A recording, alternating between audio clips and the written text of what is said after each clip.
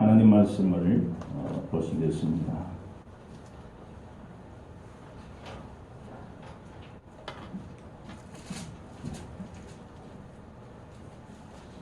하나님 말씀은 시편 142편 1절에서 5절까지 말씀입니다.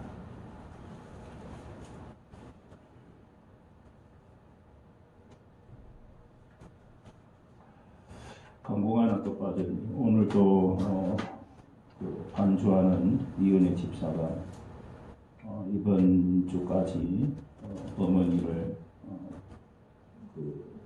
표해야 할 그런 부분이라고 합니다. 위해서 기도해 주시고 잘 회복할 수 있도록 기도해 주시면 좋겠습니다. 시편 142편 1절로 5절 봉독해 드립니다. 내가 소리내어 여호와께 부르짖으며 소리내어 여호와께 간구하는도다. 내가 내 원통함을 그의 앞에 토로하며 내 우환을 그의 앞에 진술하는도다. 내 영이 내 속에서 상할 때라도 주께서 내 길을 아셨나이다. 내가 가는 길에 그들이 나를 잡으려고 올무를 숨겼나이다. 오른쪽을 살펴보소서. 나를 아는 이도 없고 나의 피난처도 없고 내 영혼을 돌보는 이도 없나이다. 여호와여, 내가 주께 부르짖어 말하기를 주는 나의 피난처소. 살아있는 사람들의 땅에서 나의 분깃이시라 하였나이다. 아멘.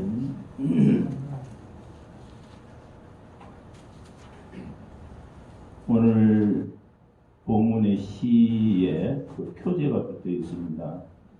그 표제를 보면은 다윗이 굴에 있을 때에 지은 마스길이라 그렇게 기록되어 있습니다. 마스길이라는 말 교훈이라는 뜻도 가지고 있습니다. 그래서 이 기도 정확히 어떤 상황에서 이 시를 쓰여졌는지에 대해서는 말할 수 있는 그런 모습은 아니지만 그래도 적어도 다윗이 사울에게 쫓겨다니면서 목숨을 부지하기 위해서 여러 가지 고생하던 그런 때에 부르짖는 기도라 그렇게 우리가 볼 수 있습니다. 얼마나 자신의 그 처지 현재의 모습이 너무나도 아프고 고통스럽고 고난이었기 때문에 하나님께 이처럼 부르짖는 기도를 하고 있다는 것입니다. 그러니까 사울에게서 얼마나 쫓겨다니는 그런 모습이었는가. 그리고 충분히 사울을 죽일 수도 있었지만 하나님으로부터 기름 부음 받은 자이기에 자기가 어떻게 할 수 있는 그런 상황이 아니었다는 것을 고백을 하고 있습니다. 그래서 우리가 이런 여러 가지 상황들을 보면 다윗은 정말 그 고생하고 있는 고난 가운데에서 아파하고 있는 모습을 볼 수 있다는 것이죠. 목숨이 어떻게 보면은 이 시시각각 그렇게 다가오는 그런 두려움, 공포 그런 여러 가지 아마 시달리면서 떨고 있던 그런 그 어두컴컴한 불 속에 있으면서 하나님께 부르짖는 기도이라고 볼 수 있습니다. 다만 우리가 이 142편의 내용을 쭉 보면 하나님 앞에 도움을 청하고 있는 내용입니다. 우리가 세상을 살다 보면 사람에게 도움을 청할 때도 있고 여러 가지 모습으로 그 상황 속에서 도움을 청할 때가 있습니다. 그러나 이 다윗은 시편을 전체를 살펴보아도 다윗의 시를 보면 볼수록 하나님께 도움을 청하고 하나님께 붙들림바 되기를 소망하는 그런 모습을 우리가 볼 수가 있습니다. 그래서 우리는 이 다윗이 하나님께 도움을 구하고 있는 기도를 보면서 우리는 이 다윗의 마음 그리고 다윗의 상황 이것을 우리가 보면서 우리에게 이 신앙의 모습 속에서 다윗을 닮아가는 그런 모습이 되었으면 좋겠다는 생각이 듭니다. 첫째는 내 원통함을 그 앞에 토하여라고 했습니다. 내 원통함을 그 앞에 토한다. 다윗이 울부짖는 첫 번째 이유가 그것입니다. 억울하게 어떻게 보면 죽지 않기 위해서 자신의 그 원통함을 하나님께 토로하고 있다. 이 다윗은 사실은 이 토로 기도를 많이 합니다. 자신의 처지를 그대로 하나님께 올려드리는 기도를 많이 한 사람이 이 다윗입니다. 그래서 이 다윗은 언제든지 토로하는 기도를 하고 있다는 것이죠. 그래서 하나님께 자신의 원통함을 토하고 있다. 한 번 죽는 것은 사람에게 정한 겁니다. 그러나 병으로 죽든지 사고로 죽든지 우리 인생들은 언젠가는 죽을 것이라고 보고 있습니다. 죽음은 기정사실이기 때문에 버틸 수도 변론할 수도 그리고 따질 수도 없는 것이 우리의 이 생명이에요. 그리고 죽음이라는 것입니다. 그래서 분명한 이유가 뭐냐? 어차피 우리는 한번 죽을 수밖에 없는 존재다. 정당한 의미가 있어야 하는 것을 우리가 생각을 해보면 나의 죽음에 있어서 정당한 사유가 있다. 우리 그리스도인에게는 더더욱더 분명한 사유가 있는 것입니다. 그래서 어떻게 보면 한 번 죽으면 이 세상에서는 그치기 때문에 그 죽음에 대하여서 못 사는 삶이든 잘 사는 삶이든 우리의 목숨은 그렇게 한 번 갈 수밖에 없지만 죽음의 모습이 깨끗이 못하다면 그처럼 억울한 그런 모습이 참으로 되어질 수밖에 없다는 것이죠. 억울한 죽음, 그리고 깨끗이 못한 죽음, 정하지 못한 그런 죽음은 어떻게 부끄러운 죽음이 될 수밖에 없다는 것입니다. 그래서 우리 인간에게는 하나님으로부터 받은 이 생명이 하나님 앞에서 어떻게 보여지느냐, 하나님께서 어떻게 우리의 인생을 이끌어가느냐, 거기에 얼마나 순종하느냐가 중요하다는 것입니다. 같은 죽음이라도 아름다운 죽음이 있고 파리 목숨처럼 그렇게 가치없이 죽어버리는 그런 목숨도 있습니다. 그런데 우리가 이런 의미 없는 죽음이 아니라 죽음에 그 의미가 있는 그리스도인의 죽음이 있어야 되겠죠. 그 고통, 그 아픔, 이것을 주님 앞에 원통한 모습으로 고하고 있는 이 다윗의 모습을 우리는 볼 수가 있다는 겁니다. 그래서 이 다윗은 하나님께 소리내어 부르짖었다. 소리내어서 부르짖었다. 소리내어서 간구하는 그 이유가 뭐냐? 다윗은 자신의 그 죽음이 억울한 죽음이 되기 싫다는 겁니다. 하나님께서 자기에게 주신 그 목숨, 그 자신의 삶의 목적, 이것이 하나님께서 이루어 주실 것인데 거기에 순종하면서 가면서 자신의 삶을 살려고 노력한 사람이에요. 그런데 이 사울로 말미암아서 자신의 그 생명이 없어진다고 한다면 너무나 억울하다는 것이죠. 그래서 이 다윗은 그 죽음이 억울한 죽음이 되지 않기 위해서 소리내어 하나님께 자신의 그런 원통함을 고했다라는 겁니다. 영어에는 이 영어 성경에는 보면 모두가 다 부르짖는다는 것은 cry라고 표현하고 있습니다. cry라는 것은 우리가 이 한 단어를 보면은 울음이라고 봅니다. 운다. 그래서 부르짖는다는 뜻은 그냥 죄야 그렇게 부르짖는 것이 아니라 내 마음속에 있는 원통함을 토하는 눈물을 흘리면서 하나님께 부르짖는 것이 영어로 표현되어 있다는 것입니다. 그래서 우리는 이런 모습을 통해서 이 다윗은 하나님 앞에 그냥 아버지여 내 원통함을 들어주소서가 아니었습니다. 그 굴 속에서 어두컴컴한데 하나님 앞에 눈물 뿌려 부르짖고 있다는 겁니다. 여러분은 그리스도를 구주로 삼고 예수를 믿고 난 이후에 정말 하나님 앞에 눈물 뿌려 통곡하면서 기도한 적이 있습니까? 그런 적이 있다라고 한다면 그때를 상상하면서 주님과 나와의 관계가 떨어지려고 할 때는 그때를 기억하고 하나님께 내 신앙을 다시 찾을 수 있는 그런 그리스도인의 삶이 필요하다는 것입니다.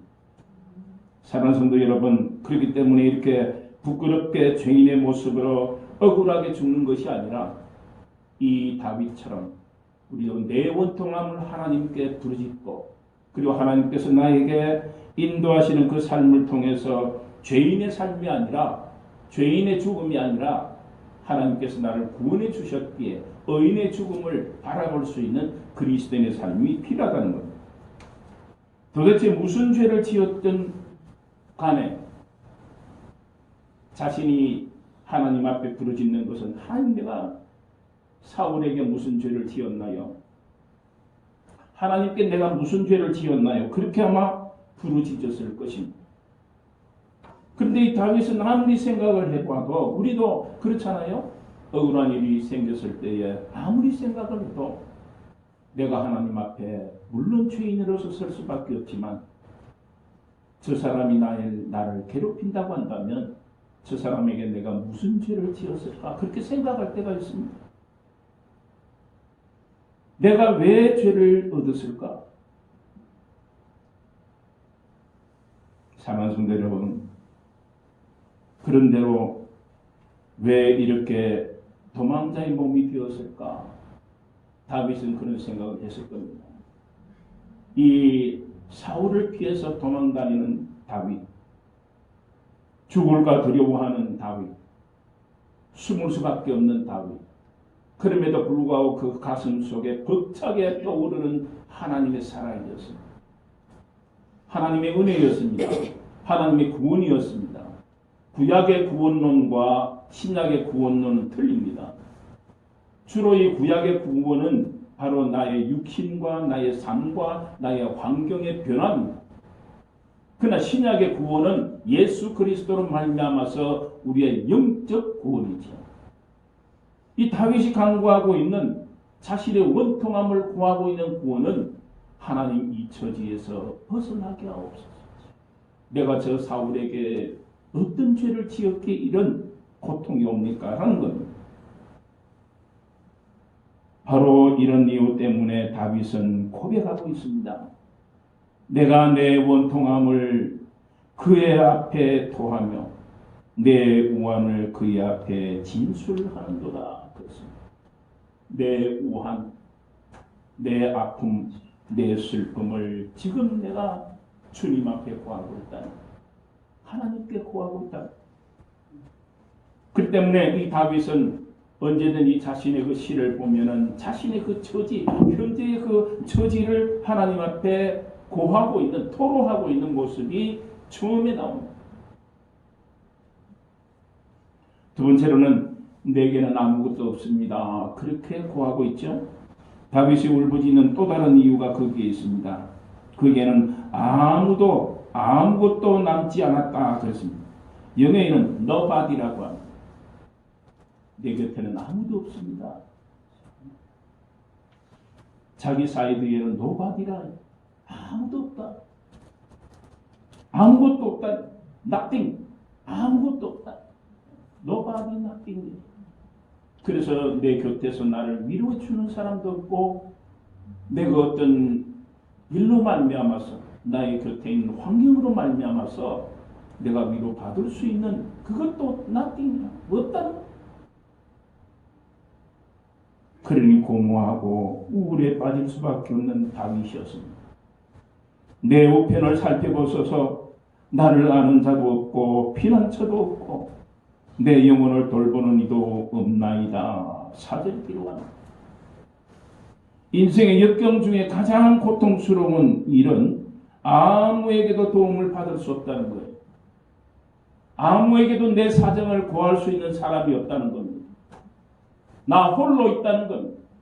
그 때문에 나에게는 우울이 올 수밖에 없고 갈등이 올 수밖에 없고 내 처지를 생각하다 보면 비관적인 삶이 되어버리고 마는 겁니다. 그래서 이 다윗은 잡을 수 있는 분은 여호와 한 분밖에 없다는 거예요. 그래서 자신의 처지를 봅니다. 나에게는 아무것도 없고 아무도 없습니다. 그래서 고통스러운 일은 아무에게도 도움을 받을 수 없다는 것을 표현하고 있습니다. 아무도 도와주지도 않고 아무도 내게 관심을 가져주지를 않는다는 겁니다. 모든 일을 다 나 혼자 감당해야 한다는 것. 아픔도 고난도 갈등도 슬픔도 이 모든 것까지 내가 감당해야 입장에 있다는 거예요. 자신이 승승장구 백전백승을 할 때에 수많은 사람들이 주위를 몰려왔잖아요. 그 수많은 사람들이 팬이었어요. 다윗 팬이었어요. 그럴 때에는 그렇게 말합니다. 사울은 천천히요, 다윗은 만만이라 그랬습니다. 거기서부터 이 다윗이 질투의 마음이 생겨서 다윗을 죽이려고 하잖아요. 그렇다고 한다면 천천히 아니라 만만의 사람들이 다윗의 편이 되어줘야 됩니다. 근데 그렇지는 않았습니다. 수많은 팬들이 이제는 한 사람도 남지 아니하고 다 물러가 버리고 말았습니다. 이제는 내 목숨을 돌아보고 내 문제를 풀어내야 할 사람은 아무도 없다는 겁니다. 자기 스스로 밖에 없는 거예요.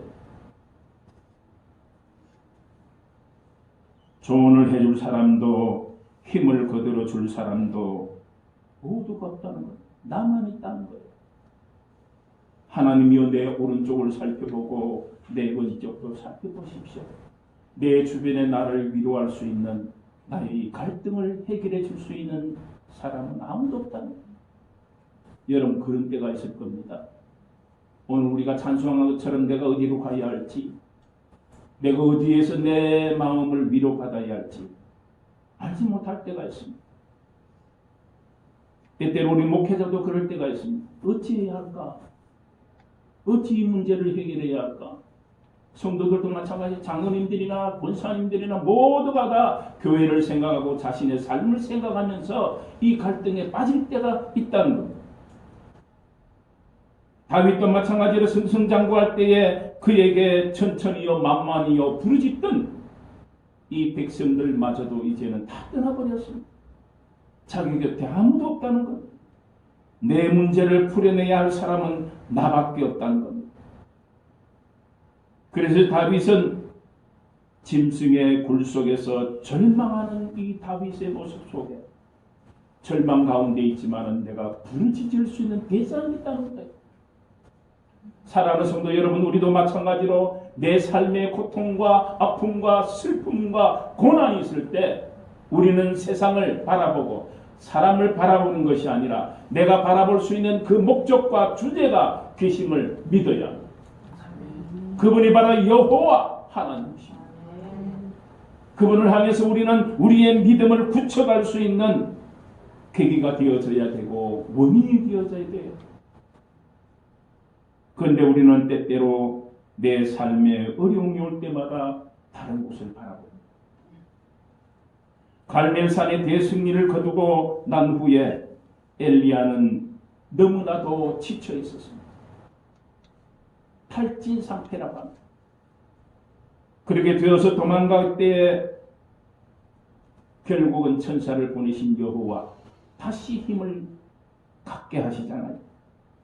마찬가지로 이 다윗도 철저하게 자신의 모습이 떨어져서 짐승의 굴 속에서 부르짖는 모습이 오늘 시편 142편의 말씀입니다. 그래서 우리도 마찬가지로 하나님의 손길을 기대할 수 있는 이 다윗의 믿음을 우리는 붙들어야 합니다.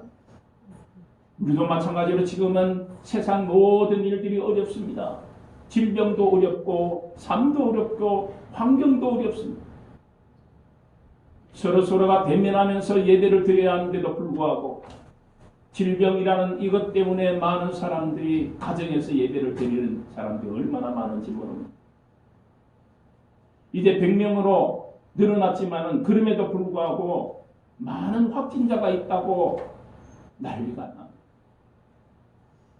위험하다고 합니다.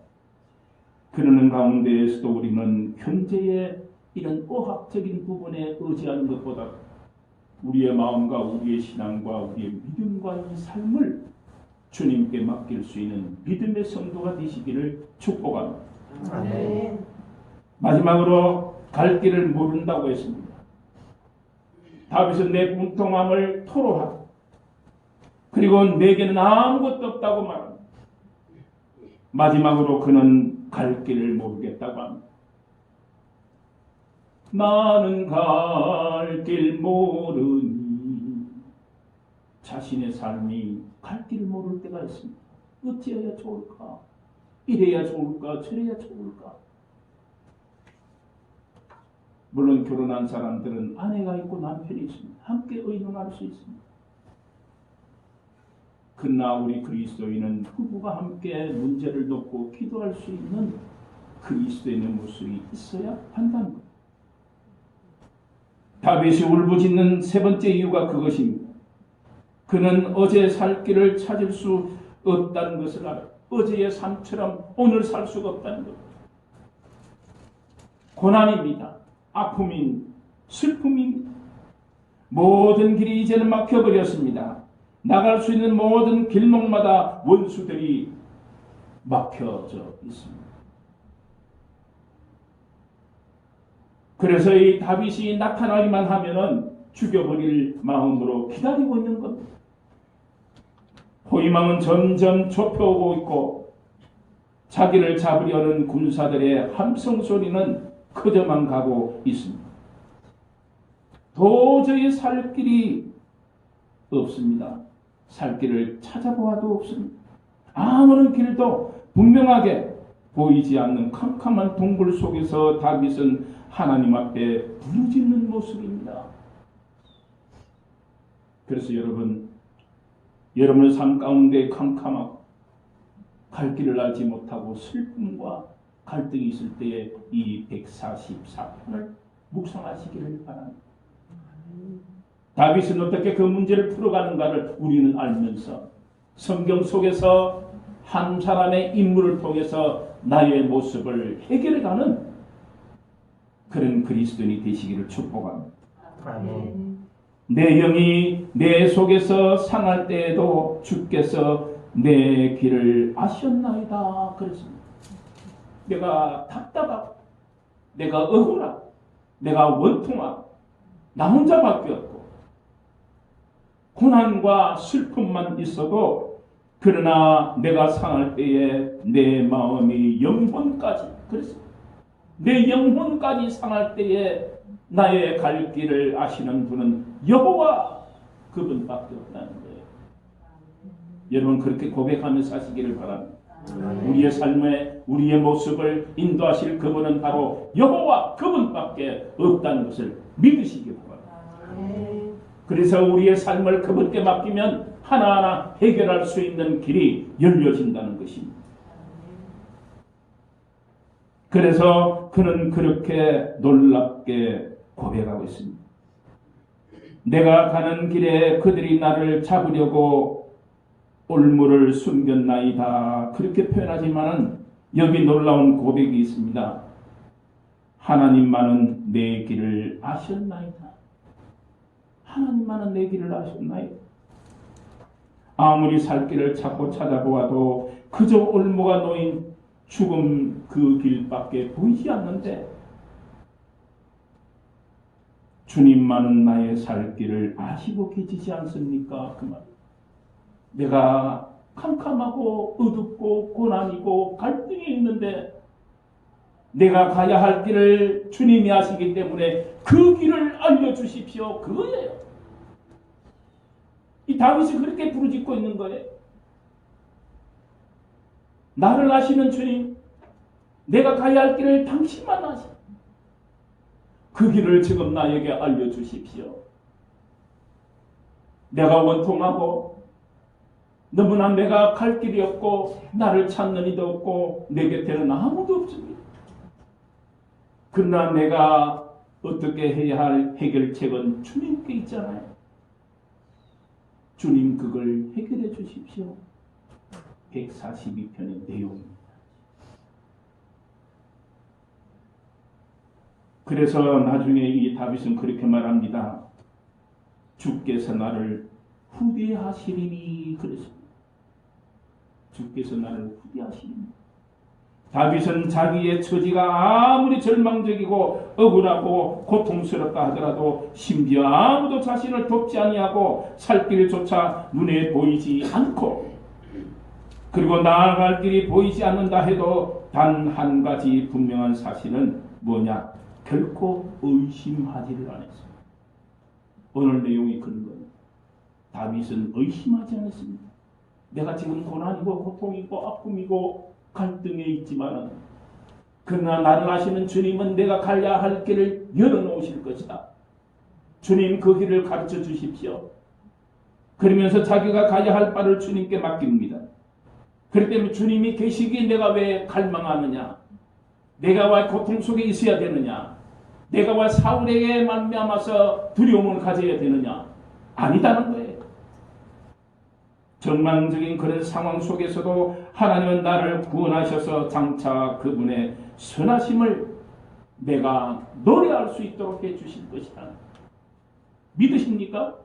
네. 그걸 믿어야 합니다. 그걸 알아야 합니다.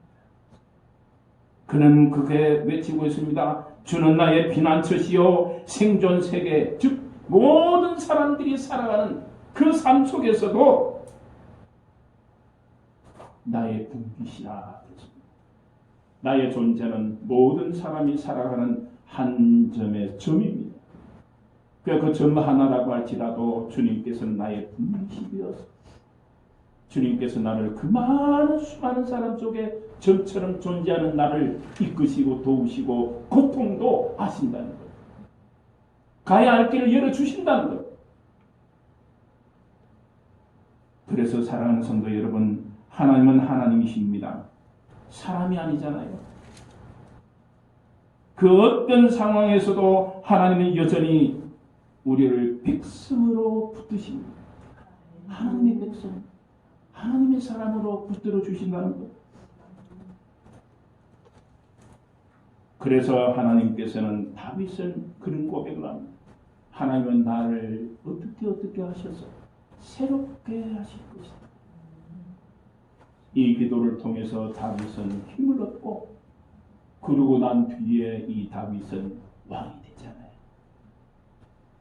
오만 잡동산의 두목이 되었다가 이제는 왕이 됩니다. 자기를 죽이려고 하던 사람들이 죽었을 때에 통곡을 한, 요나단과 사울이 죽었을 때에 그의 자기에게 그 기쁨이지만 그는 그 소식을 전한 사람에게는 죽음을 주었습니다. 그만큼 사울을 사랑하고 요나단을 사랑했다는 겁니다. 뿐만 아니에요. 자기 아들이 자기를 죽이려고 반란을 일으키고 있는데 요압이 그를 죽였을 때에도 통곡을 합니다. 눈물을 흘립니다. 다윗이 그런 승품자입니다. 어디에서 나왔을까요? 여호와에게서 나온 겁니다. 여호와의 성품이에요. 여호와의 사랑이에요. 여호와의 은혜입니다. 그걸 아는 이 다윗은 여호와를 떠나지 못하고 그 마음 가운데에 여호와와 함께 가려고 노력한 사람이에요. 내 눈에 아무것도 보이지 않아도 하나님은 내 길을 아신다는 겁니다. 그 길로 나를 인도해 주실 분이라는 것을 믿고 기도하고 있습니다. 사랑하는 성도 여러분, 우리의 길들이 어떻게 될까 알지 못합니다. 앞으로 나아가야 할 바도 답답할 때가 있습니다. 그러나 우리 그리스도인에게는 예수 그리스도, 여호와 하나님, 성령이 계십니다. 우리가 예배 시작 전에 부르는 성삼위일체가 나와 함께 하셔서 이 예배를 받으실 것이라는 그 믿음이 있는 것처럼 우리의 삶 가운데에 성삼위일체 하나님이 나를 아시고 나를 인도해 주실 것이라는 것을 믿고 나아가는 그리스도인의 삶이 있으시기를 주님의 이름으로 축원합니다. 하나님 아버지 감사합니다. 오늘 우리에게 귀한 은혜의 말씀을 주심을 감사드립니다. 세상은 어려워져 가고 있습니다. 질병은 어떻게 풀려갈지 알 수가 없습니다. 여러 가지로 어려운 가운데 있지만 경제도 여러 가지 학생들의 배움도 또한 이 질병의 모습도 어찌할 바를 알지 못하고 있습니다. 정치를 하는 모든 사람들도 이 문제들을 어떻게 풀까 고민하고 있을 줄 압니다. 그러나 하나님 우리에게는 다윗처럼 캄캄하고 앞길을 알지 못하고 여러 가지 슬픔과 눈물을 흘리는 일들이 많다라고 할지라도 우리가 버리지 말고 가져야 할 것은 믿음이요 하나님께로 나아가는 은혜인 줄 압니다. 하나님 우리에게 은혜를 베푸시고 우리에게 믿음을 주셔서 더욱더 캄캄하고 알지 못하는 갈등 속에 있을 때마다 여호와 하나님을 향하여서 나아가는 다윗처럼 우리도 나아가게 하옵소서. 그래서 이 모든 극난을 헤쳐가며 나를 아시는 주님께서 새롭게 하실 것을 믿고 나아가는 그리스도인의 삶이 있기를 원하옵나이다. 예수님의 이름으로 기도드리옵나이다. 아멘.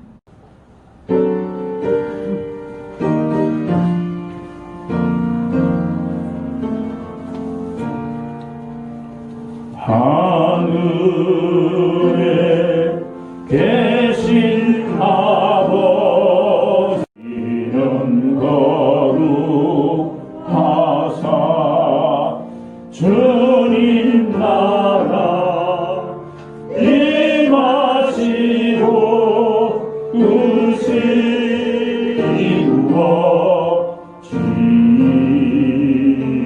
이루어지라. 일용할 양식 주시고 우리들의 큰 죄 다 용서하옵시고 또 시험에 들게 마시고 악에서 구원하소서. 대개 주의 나라 주의 권세 주의 영광 영원히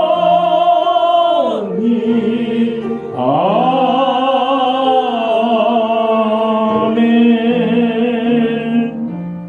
이전 일을 기억하지 말며 희망 속에 살게 하소서. 우리에게 새 일을 행하여 나타내소서. 아멘.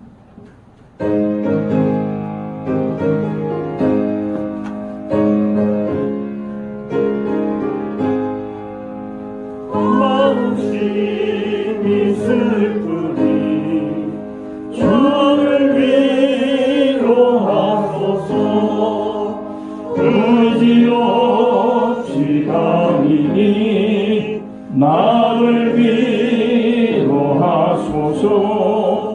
의지 없이 다니니 나를 위로하소서.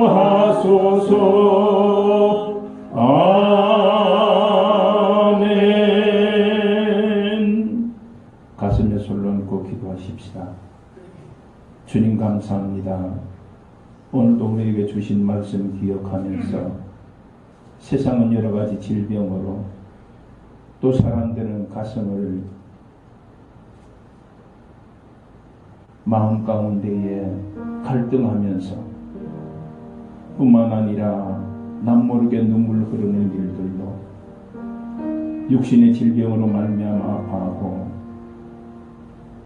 어찌하여 나에게는 이런 어려움이 있을까 슬퍼하는 경우가 참으로 많습니다.